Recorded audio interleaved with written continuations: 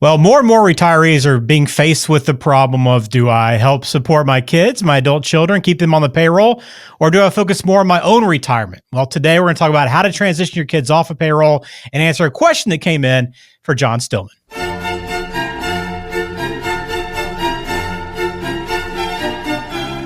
Well, hello and welcome in. This is Mr. Stillman's Opus. I'm Ben George. He is John Stillman, of course, at Rosewood Wealth Management. John, a good question today to address because it's one that, we'll probably have to figure out at some point in our lives potentially, but there's just more and more kids now that are growing up, maybe having trouble finding work or maybe just being in the gig economy and not having a stable job day to day. But the result is more parents find themselves supporting their kids financially well beyond college.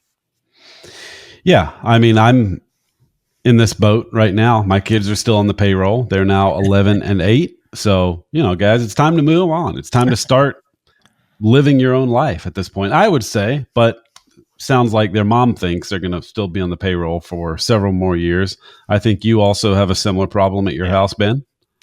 Yeah, I'll be happy to at least get daycare off the payroll. We'll start there. Yeah. I'm taking it one small step at a time, but it is, it's so true that the children are a wonderful thing, obviously, but it is an expensive job being a parent. And I know you don't want that to linger longer than you have to, which is why this question today I think is interesting. So I'm sure you come across this scenario quite a bit where you have parents that are trying to balance that decision of, it's hard for me to kind of push the kids aside or tell them, hey, time for you to pay for this yourself. But if I don't do that, my retirement may be in jeopardy. Well, so there are different levels of kids being on the payroll that we see. Sometimes it's just as simple as, they're still on our car insurance or they're still on our cell phone plan because it's actually cheaper overall for them to just be on the family plan. If they went out and got their own plan, it would cost a lot more. And in a lot of cases, when parents do that, they're not actually having the kids refund them for their portion of the cell phone plan or the car insurance. They're just keeping them on there because they know it would be cheaper overall. Well, in those cases, you don't have to kick them off the plan necessarily and make them go get their own thing. But at least you could have them reimburse you for their portion of what it's costing to be on those policies. So there are different ways to approach that. And then there are people who, they're still supporting their kids well into their 30s with rent or just general living expenses, or maybe the kids are still living at home, things like that. So there's a spectrum of where people can be in terms of how much they're supporting their kids later on in life. Mm-hmm. So you might be saying, well, wait a minute, retirement age and your kids are still on the payroll. Like, how is that even physically possible? Well, it just depends on the dynamics of your family. So if you're retiring at a younger than conventional retirement age, maybe your kids are a little younger and not that far out of school, or maybe you had kids later in life. And so even though you're at retirement age, they're just now finishing college or just recently finished in the last year or two. Or it could be a situation where maybe the kids didn't go to college right out of high school. They went and did something else for a couple of years and then decided they wanted to go to school. And now they're finishing school and they're at a much later age than normal in finishing college. And so they're just now getting out on their own. So there are a lot of different ways that it can happen. Sometimes it's just pure enabling by mom and dad. And it's allowing the kids to take entirely too long to get life figured out. And if that's the case, you need to kind of have a conversation with yourself of, okay, how much am I helping them here? And how much am I actually hindering them by not kind of forcing them to go do their own thing? In other cases, it's just purely a matter of communication. Sometimes you just need to sit down and talk about the fact that, hey, we've been paying for this for you all this time. You need to take it over. Well, in a lot of cases, the kids just don't know necessarily. Like I'll use that cell phone bill example. It could be that they just assume that it's costing you hardly anything to have them on your cell phone plan. And when you say, hey, it's actually costing us $70 a month to keep carrying you on this plan. Now, you could go get your own plan and it would cost you $120 a month. So you can do that if you want, or you can just pay us back every month for the 70. Right. Okay, well, let's at least keep the lines of communication open. And that way everybody knows what's going on.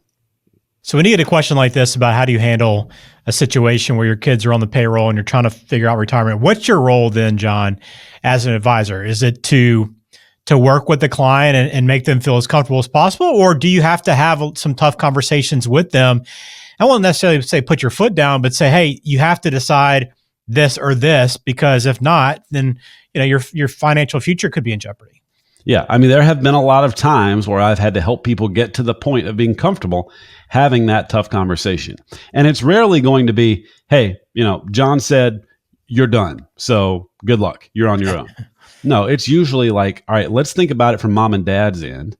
Let's think about your complicity in this whole situation. Why is your kid 31 and still relying on you for financial help?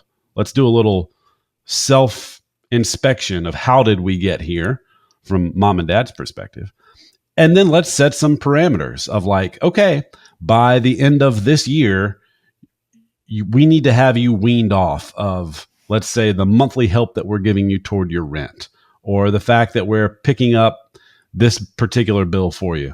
Let's set a deadline and say, by the end of this time, the end of this month, the end of this year, you need to be at a certain point of financial stability yourself. And, make it reasonable, make it long enough, far enough out in the future that they can reasonably get there. And if they don't get there, they don't get there, but that's on them. That's not on you. At some point, they're going to have to experience a little bit of pain in life. That's been one of the big problems. Right. Is that mom and dad often are trying to keep the kids from experiencing any pain, financially speaking. Right. But the reality is, like, the pain is where you learn. That's where a lot of life lessons are learned, are in the pain. And so sometimes, even though it's hard, you just have to sit back and let it happen. What about if you get some pushback and someone says, well, I understand, John, I've picking up a cell phone and picking up maybe car insurance. It's really not going to make that much of a difference towards my retirement, but how significant can it be? And how can that actually help you maybe catch up a little bit more when you want to get to retirement? Yeah. Well, again, there's a spectrum, right? Like, so for some people, we discovered that once they actually sat down and added up the expenses, they were paying close to $4,000 a month to help their kids out. And their kids were in their 30s. They were like 31 and 36 at the time. And they were just continuing to continuing to help their kids. And, if they were just sitting around thinking about it, they would have said, maybe $1,500 a month. But when we sat down and we looked at actual checks that are written to the kids, money transferred to them, bills that they cover for the kids, it was like $3,700 a month that they were into for their kids. And then, if there was a big event, like somebody needed new tires, they were helping out with that too. But that $3,700 a month was just regular monthly support. And in a situation like that, yeah, it was greatly affecting how much they themselves were able to save for retirement.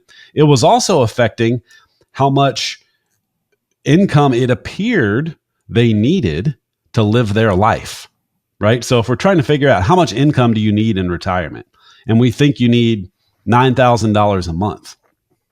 Well, if 3,000 of that 900 or 3,000 of that 9,000 is simply just going to the kids, well, if we can eliminate that $3,000 expense, suddenly the income planning becomes a whole lot different. Now you only need $6,000 a month, much easier to achieve. So a lot of it is, one, yes, getting them off the payroll so that you can save more for retirement. But a lot of it is we just need them off the payroll by the time you retire. We just need the expense to go away by the time you're no longer earning a paycheck.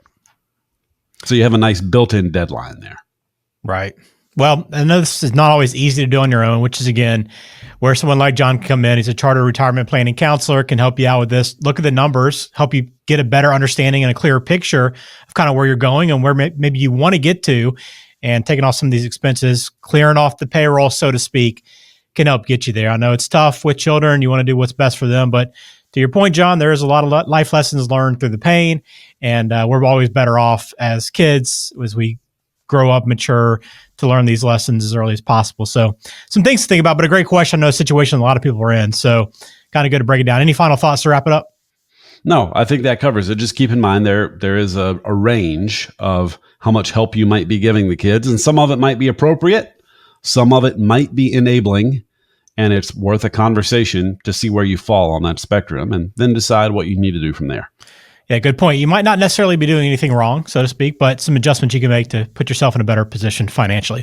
Any questions, go to rosewoodwealthmanagement.com. You can always also book a meeting with John at meetwithjohn.com. Very simple. John, thanks for your time.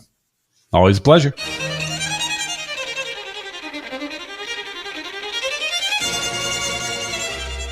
Carolina Wealth Stewards doing business as Rosewood Wealth Management is a registered investment advisor in the state of North Carolina. The material presented is intended to be general information and should not be construed by any consumer as the rendering of personalized investment advice.